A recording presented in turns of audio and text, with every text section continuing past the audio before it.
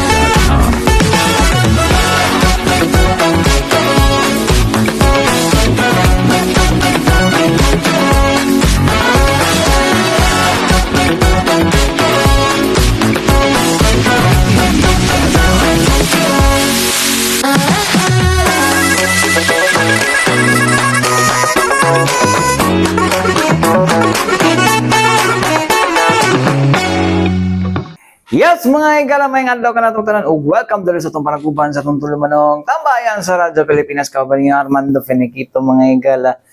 Yes, mga higala, no? Hapit na jud ang Pasko! Ito mga katambayan ay. Kamusta man mo diha sa inyong himutangan karon, no? Anyways, mga katambayan, karong kung anong pinakadlaw na lang ba bago ang Pasko? Kuwan na ba, no? Andam na ba tanan, no? Gabi ng traffic, no? Sige na magreklamo sa traffic, no? Sige mo reklamo sa traffic, mga higal. Sige mo, pag-invite ko dali maning there's Davao ko, tanawa, no? O niya, sige, dapat mga bashers diya nga, di na musiga ang mga kwando, Christmas decoration, there's mga poste or minus daw ang kwando sa Christmas decoration pag outside na sa kaning downtown area. Ang grabe ng mga bashers. Tayo mga joke na ito mga igalay. Okay, na-amaze yan sila dito sa Panabo, sa Carmen, o sa Tagum, God, no? O, nindot mong ilahang Christmas lights mga igala, pero at least kita natin DC bus. O, kanindot, ato ang DC bus, di na makita bisag asa, diri na sa Davao. No? Sibuk Mindanao, Davao lagi na. No? So, di na ito magki-compete anang di ta makikompete anang ilang decoration kay natay DC bus, no, nga dugangan pag daw na may na pag daw possibility nga dugangan pag daw na, no. Anyways, mga katambayan dinita sa tunis gutanan, no, dunay mga pipila ka mga pahinumdum ato ang Davao City Police Office, no, with regards aning una kaning sa firecracker. Dinhi may gala wala man toy nagabaligyag mga pabuto o kaning mga pasiga or what you call this pyrotechnics, no, pero ang kuan karon kidaghang mga bata nga naghihimo kanang improvised na kaning saba-saba, no, like kanang mga lantaka kato mga tin cans they say, no, tin is payat, tin cans is katong tin gud ang iyang material. So with that tin cans mga igal nga kuan, no, PVC pipe, no, mao mo gunay dali gud sa kuan gud, no, muna kuan karon diri sa Davao. Oh, tapos kasagaran nga nagakuha na mga minors. So, kung minor sa mga nagabuhat ana ay Diyos ko na. No? Lisod kina ko ano no. So sa to pa dapat ato ang kaning mga ginikanan mo ay dapat atong warningan no. So kung unsa may pahimang no sa tuang Davao City Police Office ana no. Ato paminawon mga higala no. Ang tigpamaba sa Davao City Police Office nga si Ma'am Hazel Caballero Tuwazon mga higala or si Captain Hazel Caballero Tuwazon, sorry ma'am. Ato paminawon. Karon ma'am no ma'am, nanatay na-confiscate na kaming katong lantaka.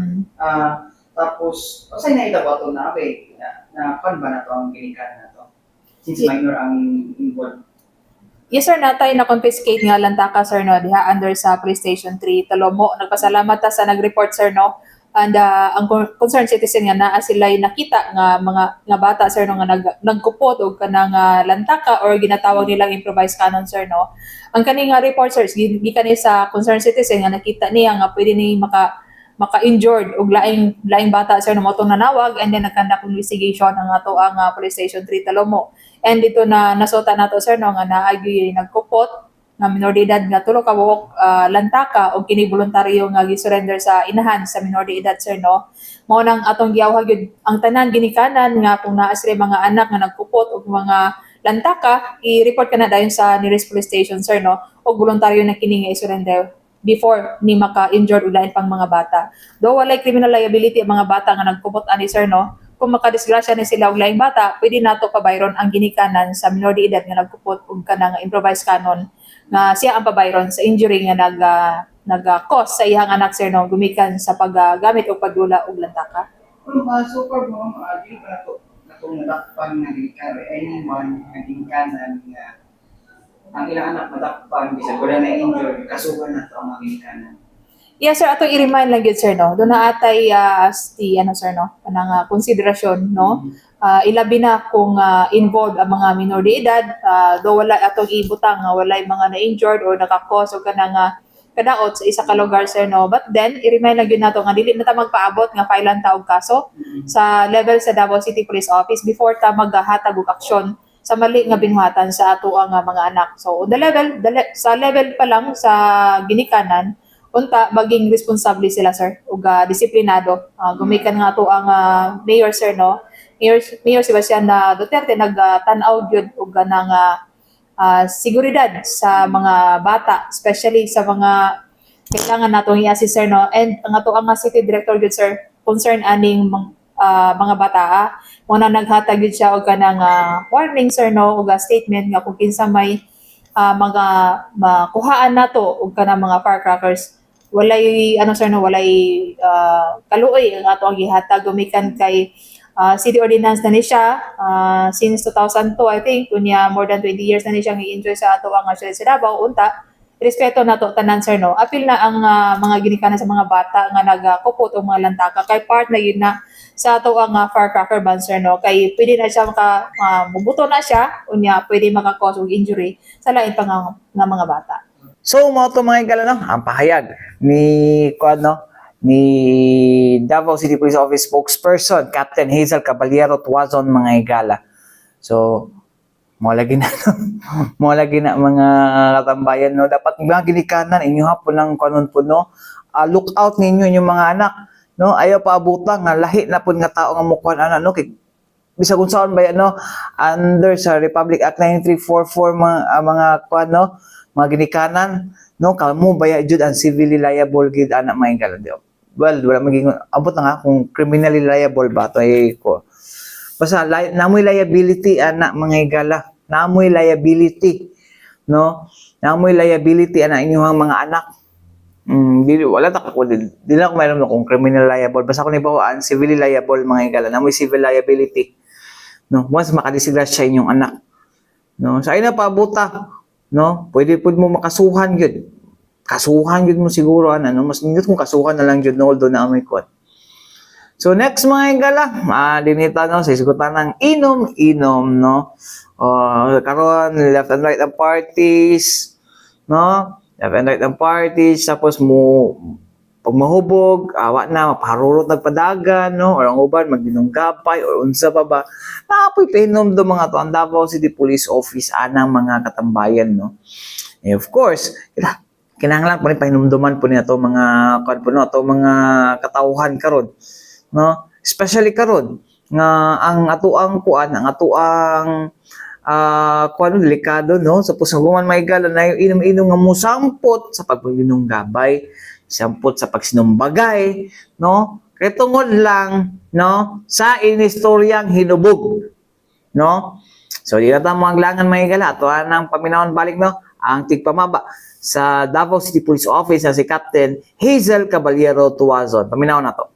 Sponsor, no, remind, no, from Davao City Police Office, labi na karon nga daghan o mga Christmas party, ang uban diha muli nga nakainom or kubog, ang uban diha magdali-dali sa pagpadagan diha sa kalsada gumikan kay late na, atong i-remind nga naatay balaod trapiko diri sa ato ang syudad sa Davao, irespeto nato na, and then kung makainuman, kung pwede magdala mo tao nga dili mo inom nga pwede pa drive ninyo pag uli. And then going sa inyong mga Christmas party, dapat advance mo sa oras, sir, no? Kay para dili mo makadisgrasya diha sa kadalanan. Kay worse wag ko diha, sir, kung pas-basta magpadagan na ay mamatay gumikan sa ato ang walay disiplina nga pagka-driver. Dili pag gud ingon ana ang impact, sir, sa disgrasya nga naay mamatay kung hinay ang ato ang padagan. So respeto ta, disiplina kunata sa mga kalsada. So, pag taas pa ang ito ang mga vehicle mishaps na sa mga kalsada. Yeah, based sa atong observation, sir, no, nakita man gyud nato sa balita, sa ako ang na-share sa inyo, ubay-ubay ang ato ang disgrasya sa kadalanan, sir, no. Mao nang i-remind nato ang tanan nga careful ta diha sa mga kalsada nga publiko mga kalsada, kay dili ta gusto nga sa mga nakita nato sa disgrasya sa kalsada nga naay mamatay. So ang atong observation compared last month siguro, sir, karon sunod-sunod man gyud siya, sir, no, and worse diha is naay mamatay gumikan sa kusog nga pagpadagan sa mga drivers diha sa kadalanan. So careful lang gyud ta kanunay, kay sa giingon nako kinabuhi ang makala, sir, kung wala tay disiplina diha sa kalsada. Kaya kasagaran sa mga bangka, wala pa na sila tayo. Wala makainom, sir, and then ang uban gyud diha, sir, no, human error yun. Wala gyud ikaduha na ng mga daot sa sakyanan. Ang number one gyud is human error, no, sa driver gyud mismo ang sayop nga pag-drive diha sa kadalanan. So careful lang gyud ta kanunay, kay kita may nagdala sa manubila, sir, no, kinabuhi ang makalas kung wala tay disiplina. So, mga ito mga higala, no? Ang pahayag sa ato ang kapulisan, mga higala, na pinaagi sa tigpamaba sa Davao City Police Office nga si Captain Hazel Caballero Tuazon, mga katambayan. So, mga ito, no, painumdum na ito, mga higala, sa karon mo pa lang ito, ha? Of course, mga higala, kailangan na ito, painumduman yun na ito ang mga katauhan po, no?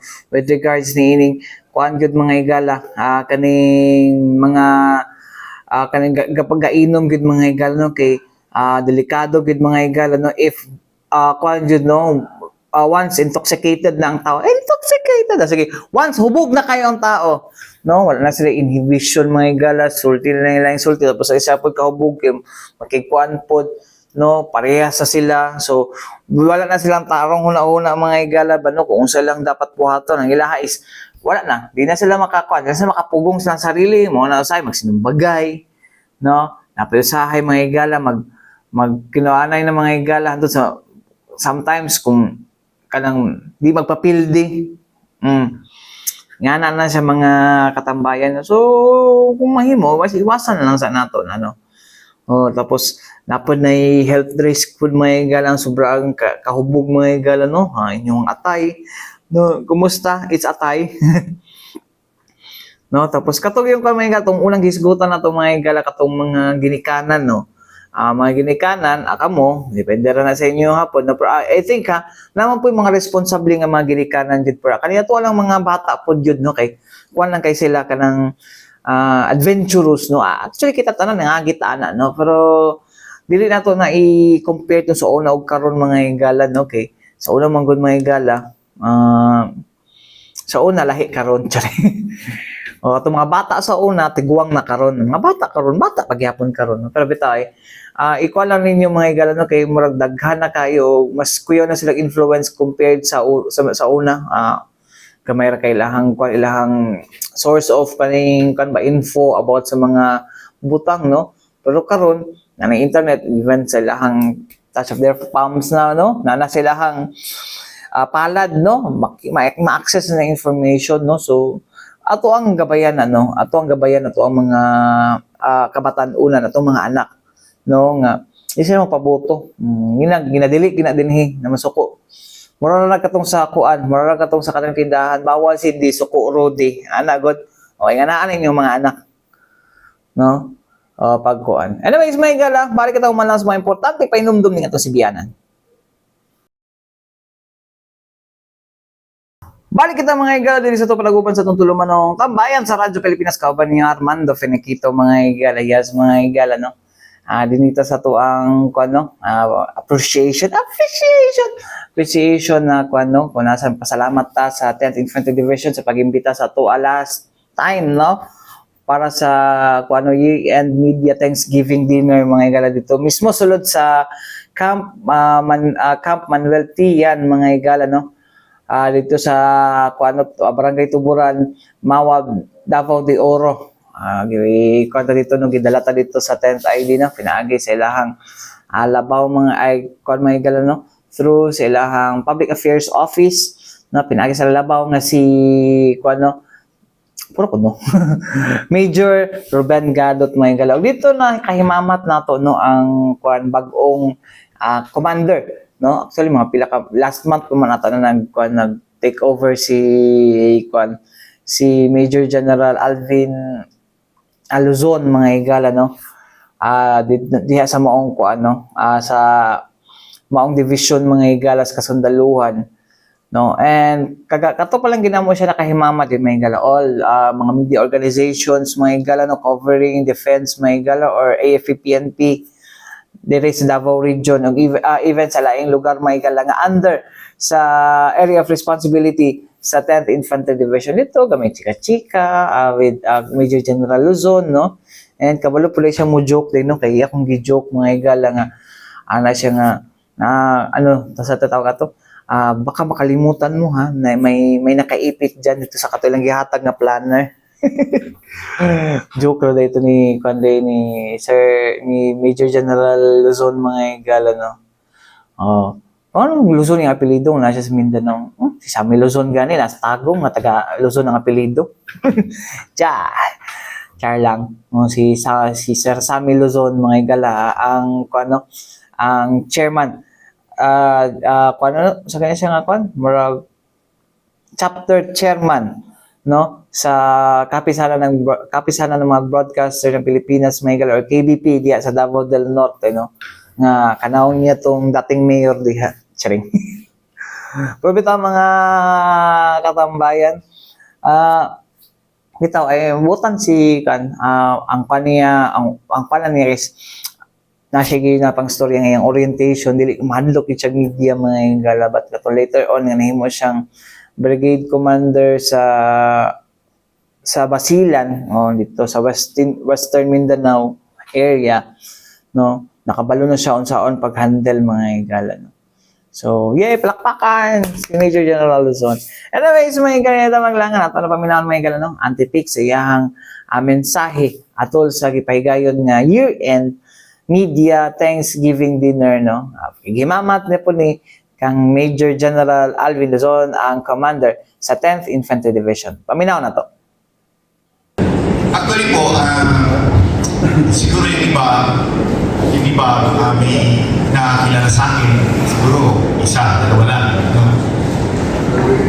Kung hindi nyo pa po masyadong yung background ko, I was assigned here sa 10ID 2008. Kami po yung nag-form ng 10th Brigade. 10th Brigade is actually formed from the 1th Brigade.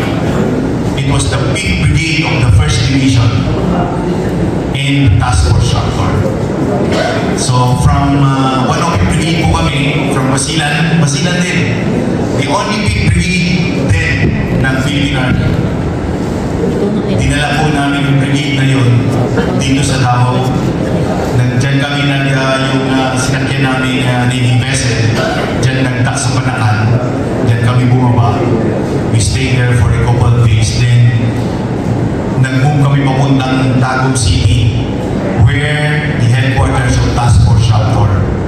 And then na-activate yung Penalty Brigade from the 105 Brigade and Task Force Raptor. Kaya, super brigade yun nung time na yun. Imagine a task force and a brigade, finorm namin. So, napakarami namin nun. Super brigade, marami yung personnel namin, pati mga equipment. So, that was the 3rd brigade of the 10th Division. Kaya, eventually, nag-level up na lang. Kaya, nag-level up na lang yung personnel and equipment yan. That was 2008. My brigade commander then was General Ibanez. Then after him, naging si General Ibanez. So, dyan kami unang nag-headquarters sa Santo Tomas. Tagum. Then, transfer kami sa Santo Tomas. Sa Santo Tomas. And in fact, last week, bumisita ako dun sa Santo Tomas. It was at the same yung arrangement ng camp, yun pa rin. Yun pa rin. So, sabi nga parang very happy, deja vu. Time na nandun ako. It was 18 years ago. And it was just this year na bumalik ako dito sa 1090. And sabi nga, you never know kung ano yung magiging kapalaran mo sa mga every assignment namin. Because I really did not expect na I'll be commanding this division. Kasi while I was assigned here in the region, in Davao region, most of my assignment was in Western Mindanao. Siguro almost 15 years ako sa 1st Division. So anyway, like a true good soldier, palaging kung saan tayo dali, saan tayo assign, we will discharge, we will perform. We will perform as the people expect us to perform. May I also acknowledge our G7, si Lieutenant Colonel Edwin Pia. Ito si G7, bagay na bagay ito na ang G7. Yung apelyido pala niya, Pia. So, tamang-tamang magkasama sila ni Sir Rene dyan. From the PIA 11. May also acknowledge Major Ruben Gadot. Alam niyo po itong activity na tonight, matagal na itong na-arrange ni Ruben. No? In fact, when I assumed as Division Commander, briefing niya na lang ako what will happen. And I was informed na second time niya na ito ginawa. And just being briefed kung ano yung mga naging activities ng ating Division Public Affairs Office, I was really very happy sa maging takbo ng ating engagement with our press partners. Palapakan natin ulit si Major. And of course, Major Barro.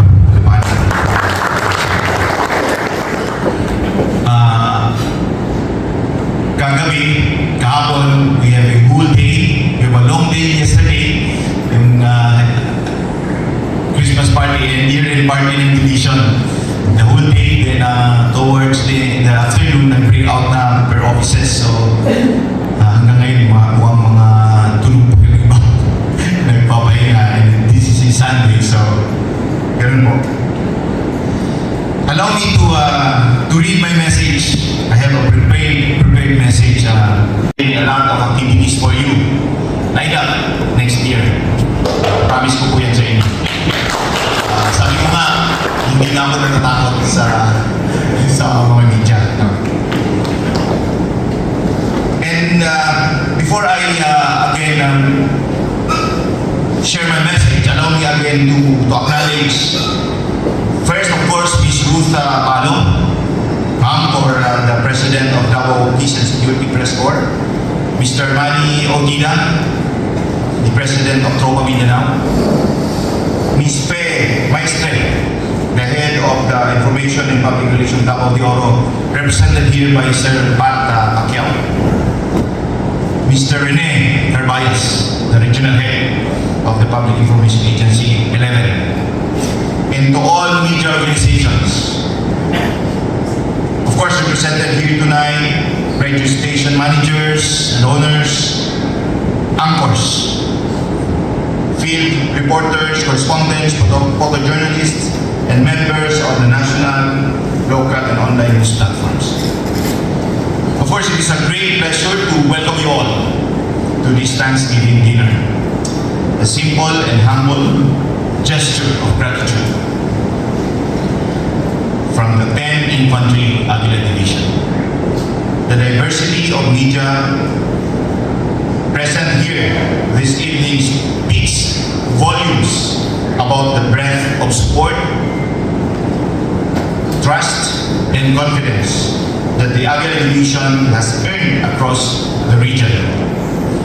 Your presence tonight affirms that our message does not travel alone. It is carried, amplified, and validated by partners who believe in what we do. As we close another year, we pause to recognize the importance of our partnership with you, our media partners, who play an essential role in shaping public understanding of peace and security. Your role in advancing the mission of 10IB cannot be overstated. You have not only amplified our press releases, advisories, and updates, but through the press corps, you ensured that our messages were delivered to the public with context and clarity, especially on security-related matters. We are also grateful to our radio partners who have opened their platforms and provided us airtime, allowing programs to reach a wider audience. Among these are Davao City Disaster Radio 87.5 FM for Seguridad sa Ciudad, DXOW Radio Pilipino, and Radio Rapido for Servicio Pilipino, Radio Amigo partner stations, and many others who continue to welcome 10IB in their weekly segments. But this evening, we take pride not just in our partnership, but in what it has accomplished. With your support, we have built communities that are more resilient against CTG influence and recruitment, ultimately sustaining the insurgency-free status of Davao region. Your support has enabled us to provide factual, timely updates that counter misinformation and prevent falsehoods from taking root in our communities. Together, we have turned information into understanding, and understanding into meaningful action that protects and empowers our people. As we look toward the year ahead, the Aguila Division will continue to strengthen its communication posture.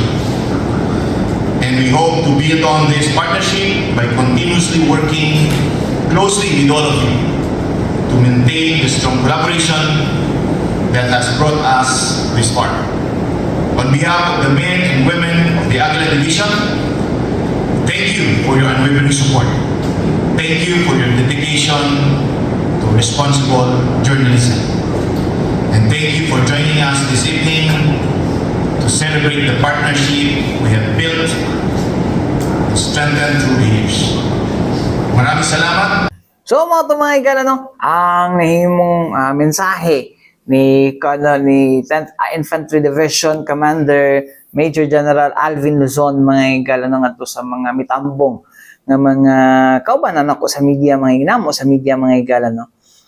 So hopefully mga higalan, well, wala naman kayo tay kaning threat on CTGs there sa ilang area of responsibility, mga higalan. Ihalang mabuhatan is i-sustain ang pagiging insurgency free o NPA free sa maong kuno mga area like province of Cotabato, like sa Bukidnon, southern parts of Bukidnon, like sa Pabanala in the parts of Surigao del Sur, parts of Agusan del Sur, no? O one pa nga mga lugar may higala Sarangani province, no, nga unta makuan gyud siya mga higala, no.